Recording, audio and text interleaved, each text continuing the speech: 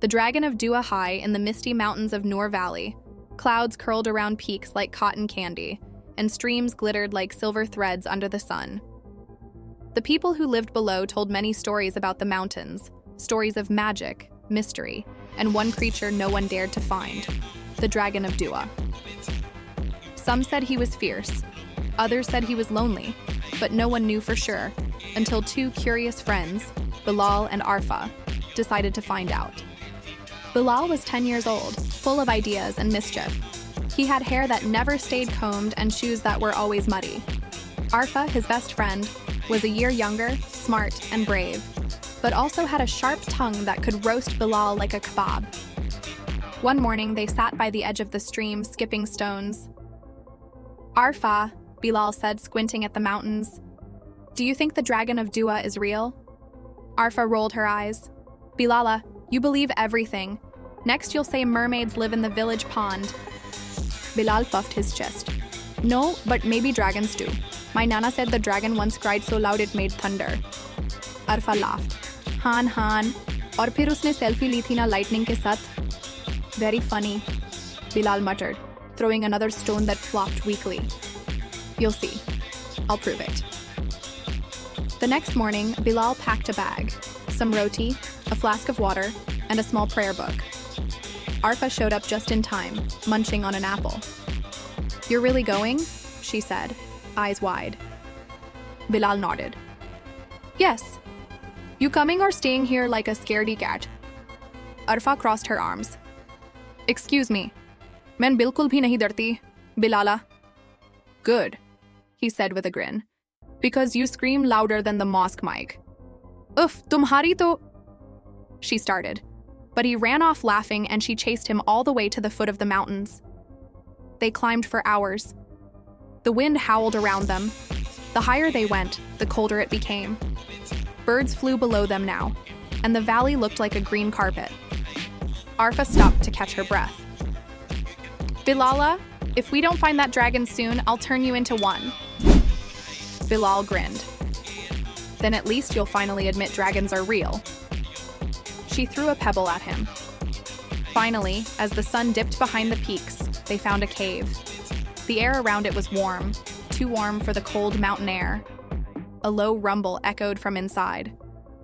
"Bilala," Arfa whispered, gripping his sleeve. "Was that thunder?" Bilal gulped. "I think that's him." They stepped closer, and suddenly, roar! A blast of hot air whooshed past them. They stumbled back as a huge head appeared in the dark. The dragon's scales shimmered like emerald fire, and his golden eyes glowed. "Who dares enter my cave?" boomed the dragon. Arfa hid behind Bilal.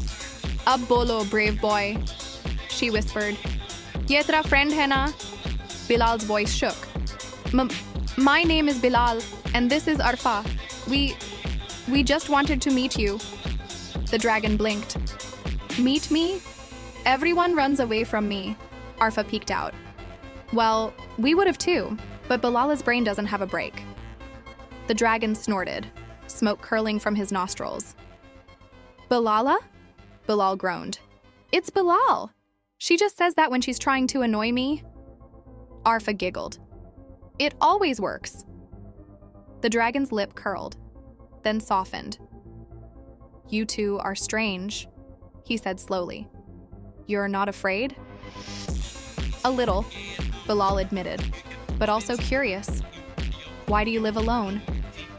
The dragon sighed, a deep rumble echoing through the cave. "Because I'm angry. Long ago, people hurt me. They called me a monster. I lost control and burned part of the forest. Since then, I stay away. My anger scares me." Arfa's voice grew gentle. "Maybe you don't need to stay angry." "I can't help it," the dragon said sadly. "It comes like fire in my chest." Bilal thought for a moment. "My mother says when I feel angry, I should make dua. It cools the heart." The dragon tilted his head. "Dua?" "It means praying to Allah," Bilal explained, "asking him to help you. You can try it." The dragon's eyes softened. "Me? A dragon? Making dua?" "Why not?" Arfa said. Allah listens to everyone, humans, animals, even dragons. Bilal added proudly, "You just close your eyes, raise your hands, and talk to him like a friend." The dragon hesitated. Then slowly he lowered his massive head and whispered, "Ya Allah, please help me not be angry anymore." The cave grew quiet. The wind outside hushed. A feeling of peace filled the air. Arfa smiled. "See? Feels nice, nah?" The dragon blinked. "It does. The fire inside me, it feels smaller." Bilal grinned. "Told you! Bilal the Wise strikes again." Arfa rolled her eyes. "Wise? You tripped 3 times coming here." Details, he said, puffing up proudly. The dragon chuckled, a deep, rumbling sound that echoed through the mountains. "You two are very funny." Over the next few days, Bilal and Arfa visited often. They taught the dragon little du'as. Before eating, Bismillah. Before sleeping, Allahumma bismika amutu wa ahya. When scared, Hasbi Allahu la ilaha illa huwa. Sometimes the dragon forgot and shouted by mistake, making small fireballs that scared goats down below. "Arfa," Bilal cried one day, laughing. "Your dragon friend sneezed fire again." Arfa scolded him, hands on her hips. "Cover your nose next time, Mr. Smoky." "I can't help it," the dragon said, embarrassed. "It tickles." "Arfa," Bilal whispered dramatically. "He'll roast us one day by accident." "Then I'll roast you first, Bilala," she snapped playfully.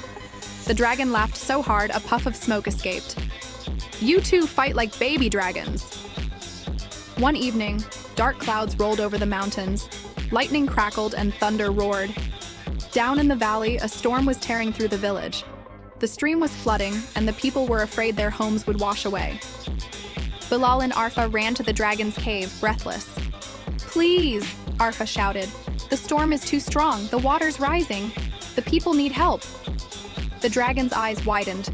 "But they're afraid of me. They'll scream." "They won't," Bilal said firmly. "Not if you help them." The dragon took a deep breath. "Then I'll try." He spread his enormous wings and leapt into the stormy sky. Lightning flashed against his green scales as he roared. Not in anger this time, but courage. He flew over the valley, beating his wings so powerfully that the wind pushed the floodwater back toward the stream. People below gasped in awe. The dragon roared again, this time saying softly, "Ya Allah, help me protect them." And slowly, miraculously, the rain began to calm. The thunder grew distant. The water receded. The villagers looked up, not with fear, but wonder.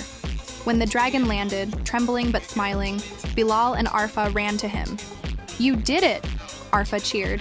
"Mashallah, you really did it!" The village elder came forward, his beard wet with rain. "You are the dragon of Dua," he said respectfully. "Not a monster, but a blessing." The dragon bowed his great head. "It wasn't me, it was the Dua." Bilal grinned. "And maybe a little of your muscle." Arfa nudged him. "Shh, Bilala, don't ruin the moment." The dragon chuckled.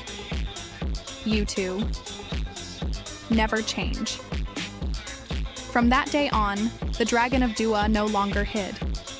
He became a guardian of Noor Valley. Children would climb the mountain to wave at him, and sometimes he would blow tiny smoke hearts in the air just to make them laugh. Bilal and Arfa remained his closest friends. They would sit by the cave, sharing food and stories.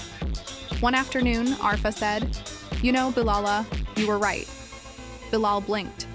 "About what?" "About dragons being real." Bilal smiled smugly. "Told you." She smirked. "But you were wrong about something too." "Oh, really? What?" "You said dragons can't pray." Bilal grinned.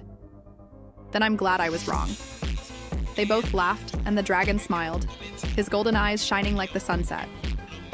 Moral: prayer, dua, can calm the wildest heart, heal anger, and bring peace, even to a dragon.